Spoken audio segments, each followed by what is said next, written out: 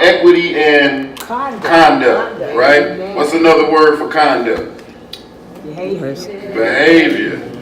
So he's talking about there ought to be some balance in your behavior. And so he's going on from last week where he talks about equity, and now we're still teaching on how a Christian ought to behave, how he ought to act. So this is not a special revelation. This is general. This is how you ought to act. These are the principles that ought to be in place. That's why I love the Bible, because you don't have to think up what you need to be doing.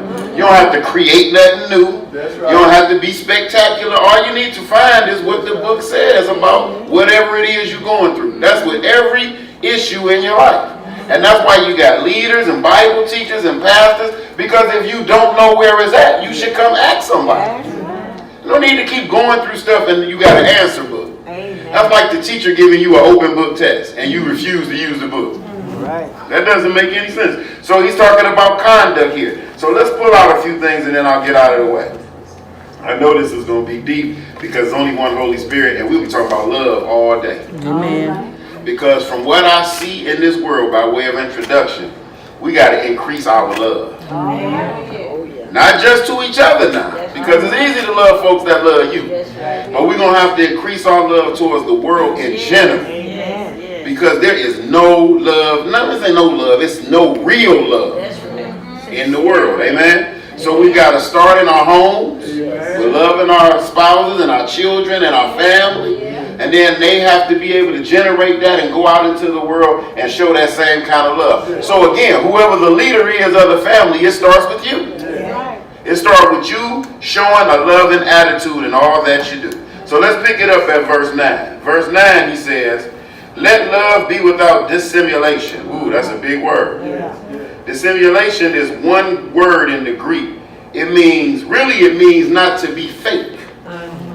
It really means without dissimulation, not with dissimulation, but without dissimulation, mean don't be play acting.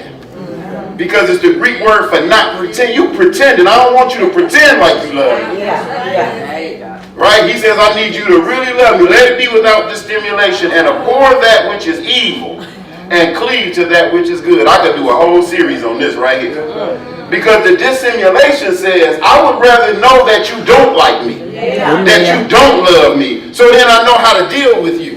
Versus you faking like you like me, faking like you love me. Now I'm at a disadvantage because you playing and I'm giving out real love. And that's what makes it hard in relationships. That's what makes it hard in friendships, because one person is being real and the other person playing games. You ever had one of them play somebody you in love? They ain't playing though.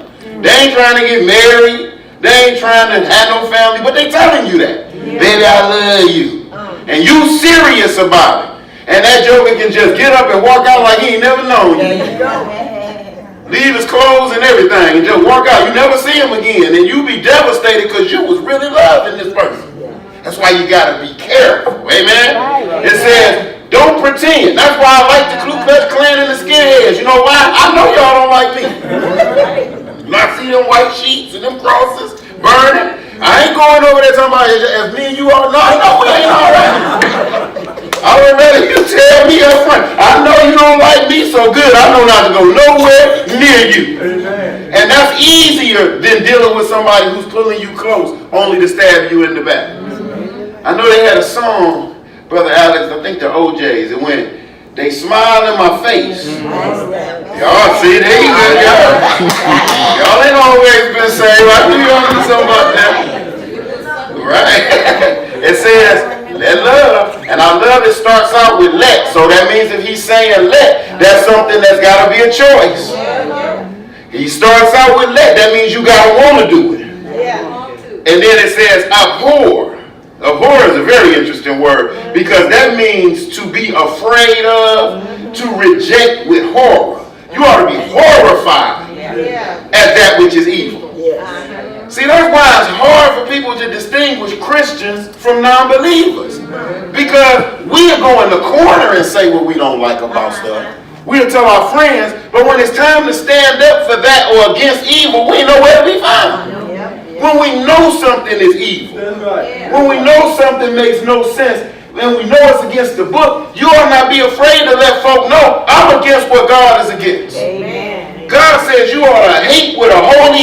with what God hates. Yes. And you can't be scared to tell people. And that's why a lot of evil continues in the world, because with you not saying nothing, you really agree with it. Amen. Remember what I told you about shaking your head all the time when folk talking? Yeah. You better make sure you ain't shaking your head in agreement with something that you totally against. That's right. You know, I wasn't hearing all that BSID stuff, and they invited me to a little meeting. I chose not to go because I didn't really know nothing about it. And you know what it was about taking the man's name down off the stadium and all of that kind of stuff. Well, why waste my time at a meeting where the decision had already been made? They was just pacifying us. They were just saying, hey, y'all, we want to hear what y'all got to say. You already know what we got to say.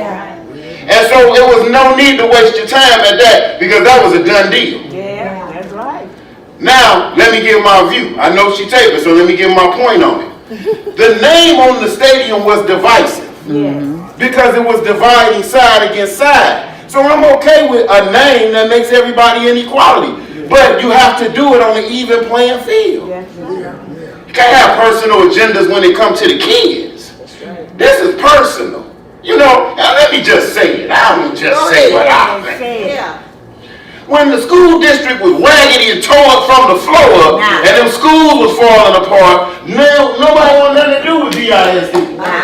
But the minute they start building new buildings, giving folks their proper raises, putting folks in their proper positions, now all of a sudden, you want the schools back. That's like me giving you some suits, and then you tailor them up. Then you're looking good in them, and I'm like, look at my suits back.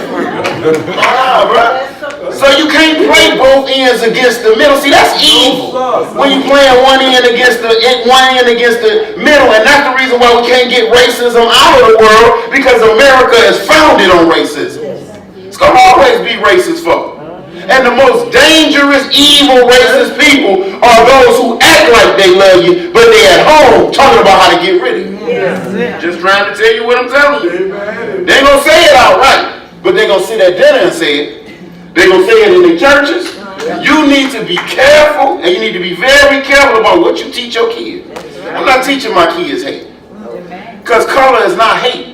I teach folk, if they acting evil, then you treat them like that. If this their hand they want to play in front of you, then that's all you got. All I'm saying is be real, so folk can know how to deal with you. It says, abhor that, be disgusted with it, that which is evil, but cleave. It means to hang on too tightly. You know, they use cleave when you get married. You're inseparable now. You ought to be cleaving to that which is good. There ought not be a separation in good. All of us ought to know what good is. The book tells you what good is. Matter of fact, the Bible tells you what you ought to be thinking about. Anything that's pure, anything that's perfect, anything that's good, anything that's lovely. It says you ought to be thinking about this stuff. And so when it comes to evil and good, you have to try to make the category. That's why I say you got to have a balance, because you can't listen to that worldly music all the time. Because some of that stuff is pure evil. The content is evil. The direction of it is evil. The intent of it is evil. And you keep listening to that stuff, and before you know it, you're going to start acting like them.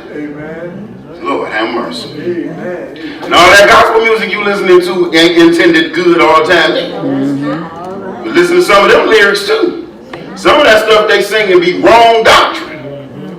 Woo, Lord have mercy. So what am I saying? I'm saying as you get older in your walk, as you get seasoned in your walk, you got to pay more attention to what's going on. You can't just let stuff happen. Your mind, your head got to be in the game. This is not a playground. This is a battleground. And the devil is after your mind.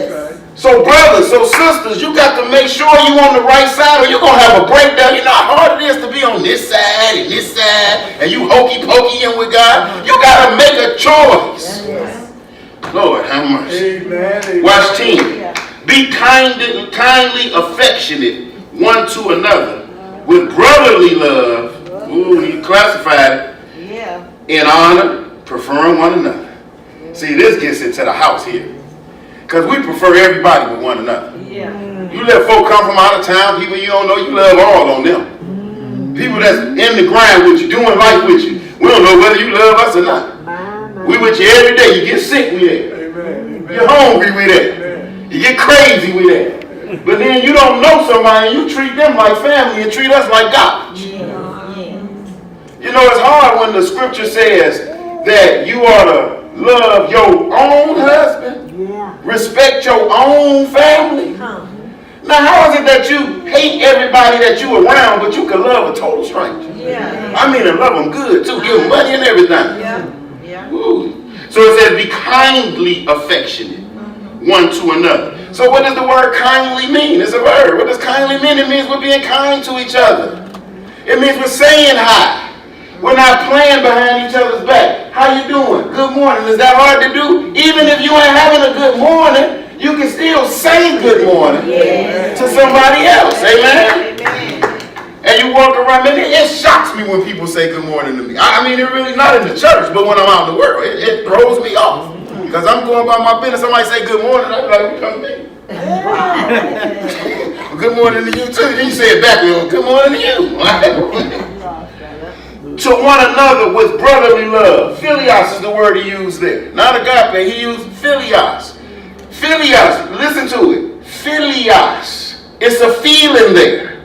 Philadelphia. Brotherly love is what he's saying. The love that a brother has towards a brother. A sister has towards a sister, right? That when somebody say, you my man's 20 grand, they say that kind of stuff, we rock, stock, and blood. That means I'll do anything for you because you my brother. He said this is the kind of affection. We're not looking for ways not to love each other or not to be bothered with each other. We're trying to find ways to love each other more. And the only way we can do that is when you open and transparent and folk know what's going on with you.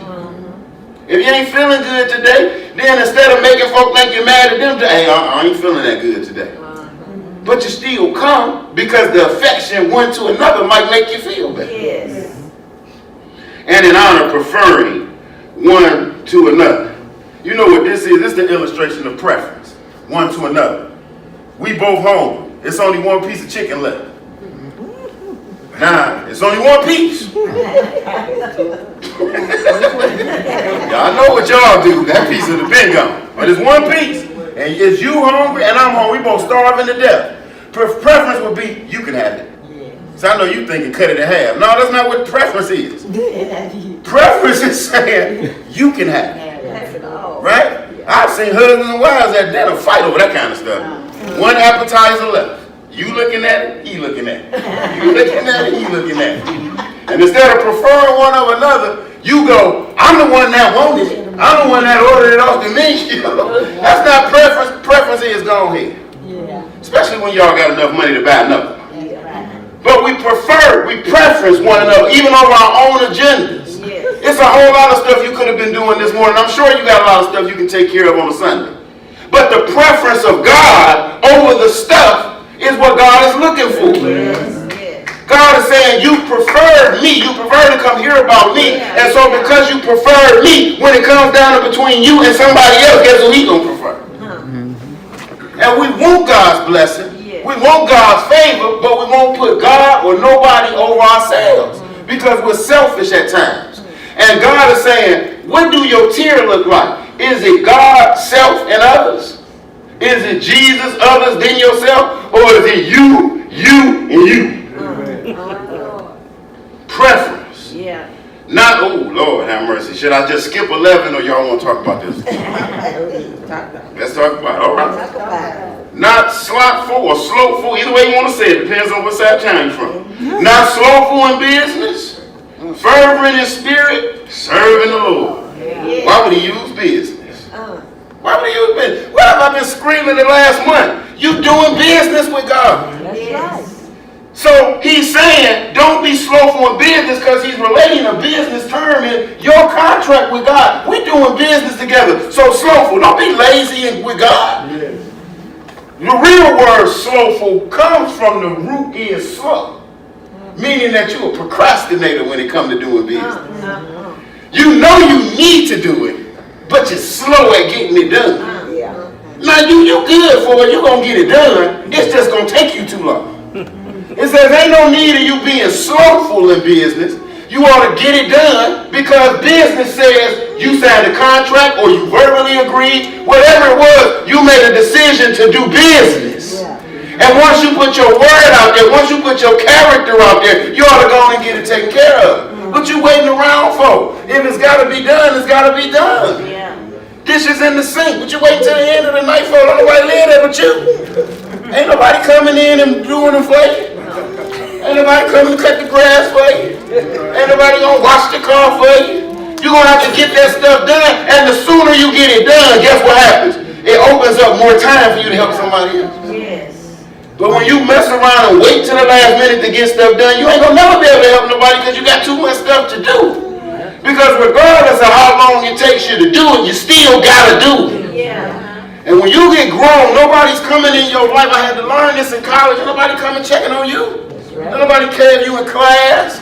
Nobody care if you did your homework. Nobody care if you read the books. All of that stuff falls on you, and it gets even deeper when you're an adult. When you're an adult, you got to handle your business. That's a part of being an adult, is handling your business when it should be handled. You know how many people have missed out on major blessings because they wasn't handling their business? Wasn't dotting their I's, wasn't crossing their T's. God trying to give you something, you won't even do the paperwork. He's trying to hand it to you. He's saying, here, I'm trying to give it to you. And you're like, yeah, I'll call him tomorrow. Yeah, I'll get back with him. And then when you get back with them, they're like, well, that was supposed to be yesterday. Lord, have mercy. Fervent in spirit means you got to have some energy about yourself. I don't care how old you are. You got energy towards the stuff you want to do. You get excited about the stuff you want to do. Yeah. Let somebody give you a free trip to the Bahamas. You see how much energy you got. Bet you be able to pack then. Bet you be able to get that kitchen clean in. Get them clothes packed. I bet you get them packed. But when it comes to the things of God, we sure just drag our feet. Just take our time. You know you was coming to church Sunday, so you decided to get ready Sunday morning. When it's time to walk out the door, that's why me and my wife ain't riding together no more. Y'all know what I said? Sitting there, you getting up. I know how long it take her to do all that. Sunday school started, I'm trying to get to the church. Here you getting up at 9:15, talking about I just got to do my hair. Well, that's a whole 2 hours. See, you was church start. And she ain't the only one, huh? She ain't the only one. So you got to have some energy in the spirit. The spirit brings energy. The spirit brings life. The spirit is always willing. You just got to learn how to preserve your energy so you can have the right energy for the right stuff. Yeah. You know you want to bring some praise to God. You can't go to bed at 4 in the morning and you got to be here at 9. No. You don't do that at work or something. When you used to work. You don't go to bed at 7 and you got to be working at 8. No. You know if you work in shifts and you got to be at a certain time, you got to go to bed. That's right. And then, and with us as adults, I know you ain't running the streets. So you just sitting up doing nothing. That's right. So I guess what's going to happen? Your energy level going to be. Down. And I don't know about you, if you witnessing the folk and trying to tell folk about God, if your energy low, they going to look at you and say, I don't know about that guy. You got to have some energy. Are you excited? Are you fervent about what God is doing in your life? What he's trying to do with you? What he's saying to you? Yeah. You know, when you ought to have energy just by the mere fact that God even talking to you. But you know what folk God ain't talking to? He ain't speaking to everybody. You special because he's still talking to you. Yes. And the fact that he talked to me, it gives me energy. The fact that knowing that before you wake up in the morning, God been standing at the side of your bed. How much he laid waiting on you to wake up. Yes. He looking at you like, well, okay, we're going to have a good day. Amen. He's staring, but guess who on the other side? You're like, I'm waiting on her too. We're going to see who she picked this morning. So you got to have some energy of God. Look, watch what it says. It prefaces by saying serving the Lord. So watch the whole phrase. Not slothful in business. Fervent in spirit, because your business is what? Serving the Lord. That's your business. And what a great job it is. And it's got great benefits. I'm looking at all of you thinking, man, this is a great job God got for us. All we got to do is tap in. Yes. Rejoicing in hope, patient in tribulation, continuing instant in prayer. This is part of my sermon that I'm talking about being patient in tribulation. If we know that all things are working together for the good, that love the Lord, then we know even tribulation's got a time frame. So you can rejoice in the hope of knowing that whatever you're going through is just temporary. That's right. That's why you can see it's not hope if you already got it. That's why God keeps us going through stuff, because He want to keep your hope level up. And as you keep going through stuff, and you keep going through stuff, you say, if God did it with that, I know He can handle this. Well, God took care of me when I was in my crazy 20s. I know He can take care of me when I'm in my decent 40s. All right? I know He can take care of me with my dignity and my sanity now. If God dealt with me when I was really out there wilding, oh, I know He got me now. When God take care of me when I wasn't even thinking about Him, I know He gonna take care of me now when I'm thinking about Him. So because of that, I start rejoicing. Is that my bad days, the bad dad is behind me, because I'll never be that dude again. And He looked out for you when you was that one. So imagine what He gonna do for you. That's hope in that. And then you be patient in whatever comes along, because whatever comes along is just a season and it's only to get you better. And the more you start to say no to that devil, the less tribulation you're going to go through. All right, all right. See, tribulation is trouble. A lot of times trouble comes by your choices. That's true. A lot of times about what you say out your mouth, Yeah. what you didn't do. Usually tribulation comes when you sin. Oh, Lord, they don't talk about that, because they don't talk about sin in church no more, do they? Because everybody talks about sin as if sin is just something you ain't supposed to do. But sin is also when you're being something you're not supposed to be. Yeah. Me and Benoit was talking about this, about Peter walking on the water. And he made a great point. He said, you know what the whole problem was? Peter wasn't supposed to be on the water. Peter should have been in the boat with everybody else, shutting up, waiting until Jesus got back. That's right. But because he wanted to do what he seen God do, he shouldn't have never been out there. Then it would have never, God, being gracious, used it as an episode and as a time to teach. Yeah. And then we know the final, continuing, instant in prayer. So we know what that means. Amen. That means you're doing it and you're doing it quick. That means we're praying for each other. Now watch this. This is how I want you to learn about prayer. Prayer ain't just getting on your knees. All right, all right. Prayer ain't just laying across. No. Prayer is conversation. Prayer is communicating with God, connecting with the Creator. So your life ought to be a prayer. That's right. When I see Christians talking to each other, I don't think y'all crazy, because I know how it goes. You communicating, you think you talking to yourself, but you really in prayer, and you trying to work it out. Amen. Now the problem comes when you answer yourself. See, that's what my daddy always told me. You ain't crazy when you talk to yourself. You're crazy when you answer yourself. See, because you're supposed to be letting God That's right. answer what you're talking about. That's right. Right? When you pray, watch this. Here's the secret. When I pray, I say what I gotta say, and I get up and I start watching what go on. Because I know He's gonna answer. Yeah. He's gonna answer. It may not be the way I want Him to answer, but if I start paying attention, He start putting stuff in place. That's right. As soon as I get up, you see it, and then you say, okay, God, now that I got your attention, what is it that you want me to do? No. And then once you got that, now guess what? You being continually instant in prayer, because now you connected with God. Now He can use you. Now He can move you in places. Watch this. You will never lose your stuff. I don't care what it is if God told you to go and do what you got to do. That's right. If God told you I need you to go over there, and John said I need you to come over here, you better go over there, because God will take care of them. That's right. But they can't take care of God. That's right. Right? And we got to get that together, because we get boxed into these situations that we box ourselves in, and we don't pray about them. And God says, if I tell you to go over here, I don't care what they say. Right. I don't care what the president say. I don't care what the governor say. I don't care what your boss, husband, wife, kids say. If God say move, you should move. Yes. But you ought to move when He tell you to move. So it means you got to be praying, because God don't scream. And He's got a very still, small voice. And one thing God taught me last week, not only does He not scream, but He really ain't big on repeating Himself. Amen. Now He tells you what He gonna tell you, and you better go on and do it then He ain't got to repeat it. Amen. Woo, Lord have mercy. Let's do 13. Distribute, and I'm done. I ain't get through all this. Distribute. I'll give you the 3 points, and then you can work it out at home. Distributing to the necessity of the saints, given to hospitality. That's something that everybody got to work on. Amen. Because if you need to distribute to the necessity of the saints and give into hospitality, that means number one, you got to have something. You can't distribute nothing if you ain't got nothing. What you going to distribute? How you going to be hospitable if you homeless? You got to have somewhere to be hospitable at. Right? So if that's going to be the case, then that means you got to handle your business on the front end in order to have something. That's what he said. You go to work, you get stuff so that you will have something to give to your brothers. The necessity now, that's the key word. Not just giving folks stuff because they want it, because folks will use you. It says the necessity. Well, we in this church, is lights a necessity?